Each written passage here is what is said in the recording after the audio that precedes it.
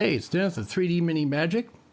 Some of you, if you're anyone who's actually watching all these videos, will probably notice that all the previous ones and probably the next one will have this exact same background and me in the same shirt, because I'm recording a bunch in a row, as one does when you're a real pro with the YouTube game, which I'm not.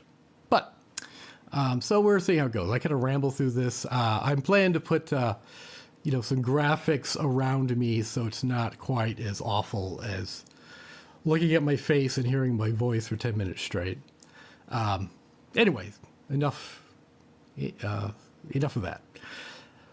So in the last recorded video, I talked about how I had started an Etsy shop and I was printing with one printer, the Elegoo Saturn 4, which worked great until it started to break down.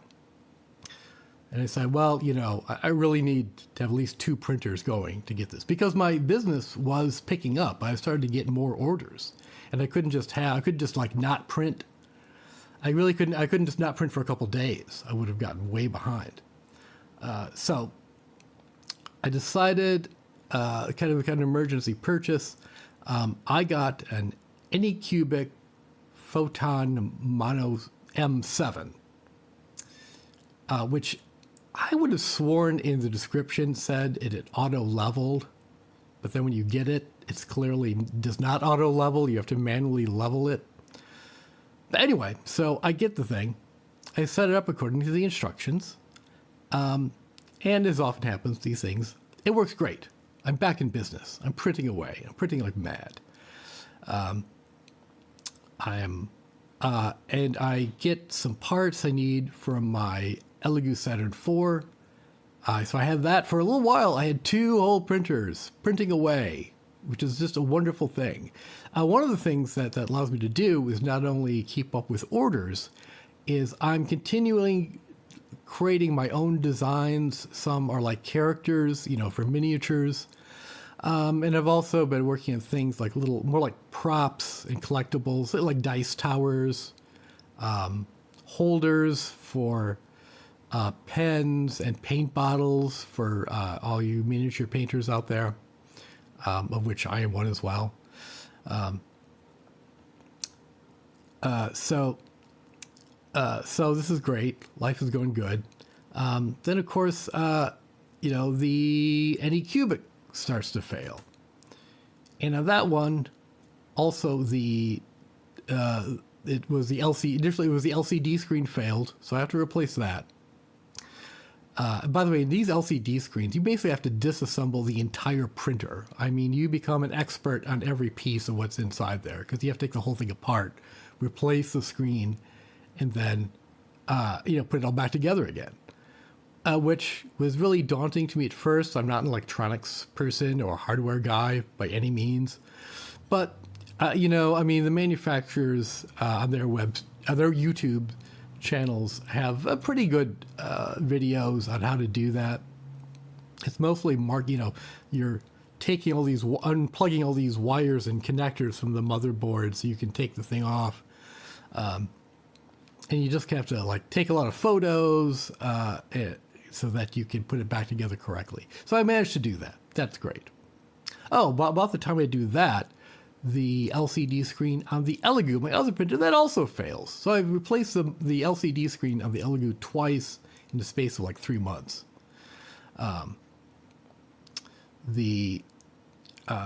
So for a while there, I've got them both working great.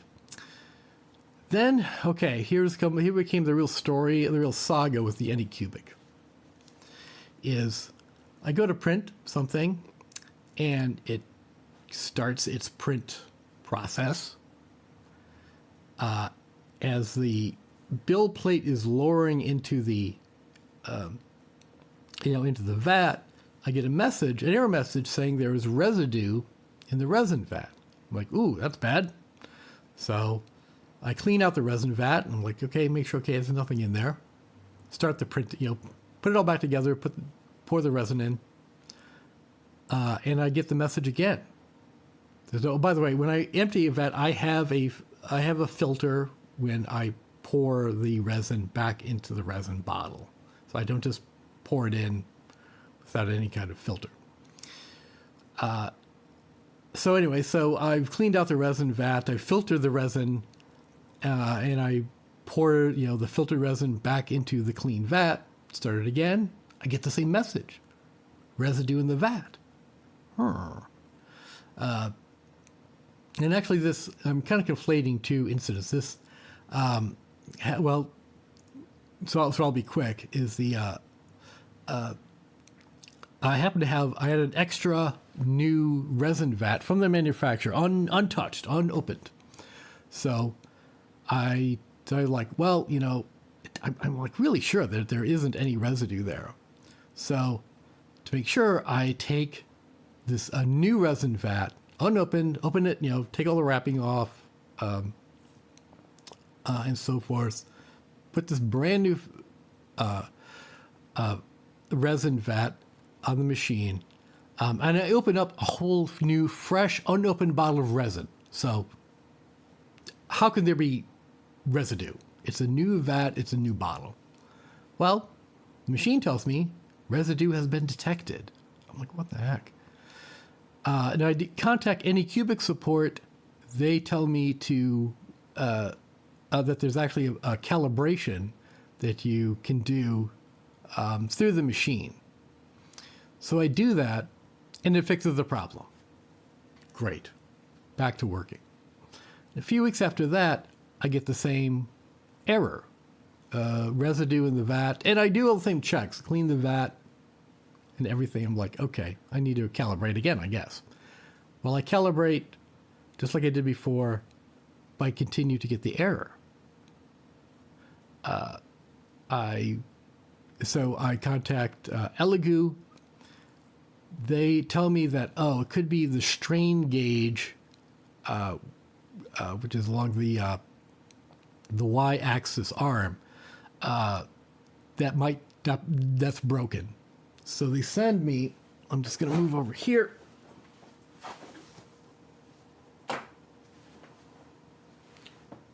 This probably doesn't show up very well on camera. This is the gauge that goes inside the arm, and I guess the idea is it can tell how much resistance is getting as the idea is it goes up and down.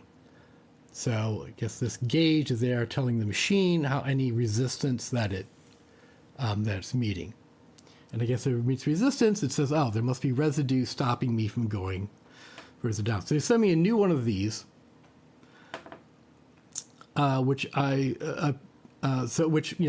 it's just connecting this. It's actually not hard to replace. I replace it, no good. Still the same error when I try to calibrate.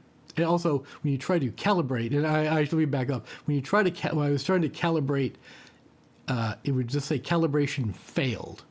So the calibration itself wasn't working. It had the first time, I got the residue error. Second time, I got the residue error. And I try to calibrate. It just says calibration failed. It doesn't really tell you why. It just says calibration failed. And then I would see if I got the residue detected error, which I did. So then they sent me this. No good. Calibration still failing. Residue still detected.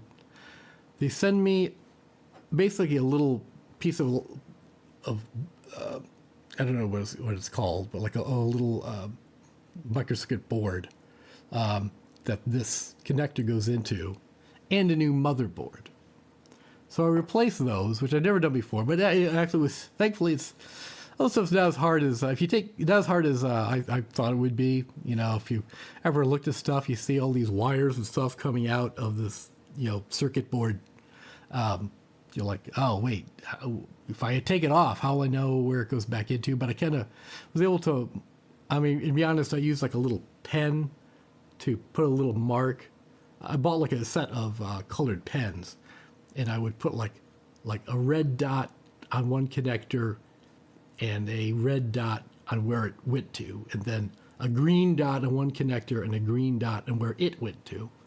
And I took a lot of pictures with my phone, so okay, here's what it should look like at the when I'm done. Anyway, so I replaced the motherboard, and it booted up, and I went through all the other tests that the machine can do. So which all worked fine. So it seemed like, okay, I put the motherboard in correctly. Still, calibration fails. Residue detected. I tell Elegoo this, and as I'm like, guys, I've done everything. I mean, what else is there to replace? And they tell me, well, can you get a 500-gram weight and try to use, instead of the build plate, put a 500-gram weight on it and try to do the calibration with that. I'm like, okay. And by the way, every time I do anything that they ask me to do, I take pictures and I videotape what I'm doing. And when I do the calibration test, if I'm doing it wrong, they can tell me, but they never did. They're like, apparently I did it all correctly. So the bottom line after all that is they have agreed to send me a new printer. Even though I bought it through Amazon, I guess I'm grateful that they did this, that they're not giving me any kind of runaround.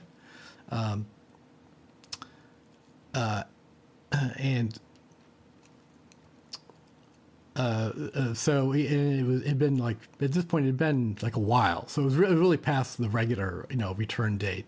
But I guess, I got an email saying, well, you really passed the regular date, but we'll do this for you. Mail us. They sent me a shipping label. I shipped back the broken printer. One day soon, in the next week or two, they're going to send me a new one, which is awesome.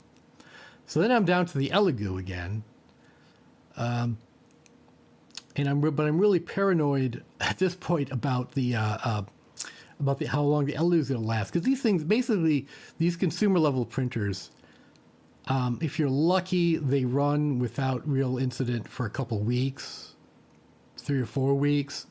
At least the way I do, because I print pretty much every day. Because at this point again, and I feel, I don't know if I'm trapped by my own success, because by this time, I'm a couple months, I'm more than that, I'm like a year into having the Etsy shop, and I'm getting regular orders. Regular, I mean, sometimes, 1 or 2 a week. And the thing is, and some of my items are super quick to print, which are great. Excuse me. And that's great. But some of the really popular ones are larger items that they have to be, they're kind of divided up into multiple pieces. And they're like items that are yay big and this big. I will show you one. This is one I printed with colored resin, as you can see. And this isn't even the hardest one, but sometimes you can fit it on all the build plates. Sometimes you can't. I don't have an example real handy right now. But like these wings are a separate item from the body. The arms are separate. The hands are separate. The base is separate. And especially with a lot of these big items, which seem to be the popular ones,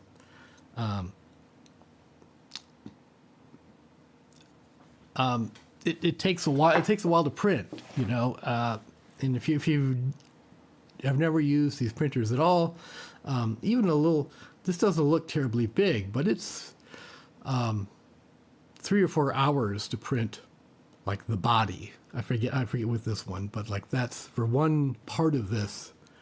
It's 3 or 4 hours to print, and you can run out of time very quickly. So what did I do? And because I really, really want the Etsy shop to continue, and it's generating money. It's generating, not a huge amount of money, but enough like it's really helpful to get, a little bit of money every week, which is very, very helpful to me. I have another full-time job. But the money for the Etsy it's great. It's really really helpful. And I don't know how far I can scale it, but I'd like to keep it up. I'd like to expand it. So which means I don't want to I don't want to stop it or pause it. or anything. So that led me to a new printer, which I'll talk about in the next episode. Thanks. Like, subscribe, comment. How dumb am I? Am I being a smart businessman, dumb businessman, average businessman? Feel free to chime in. I want to hear your thoughts. Take care. Bye.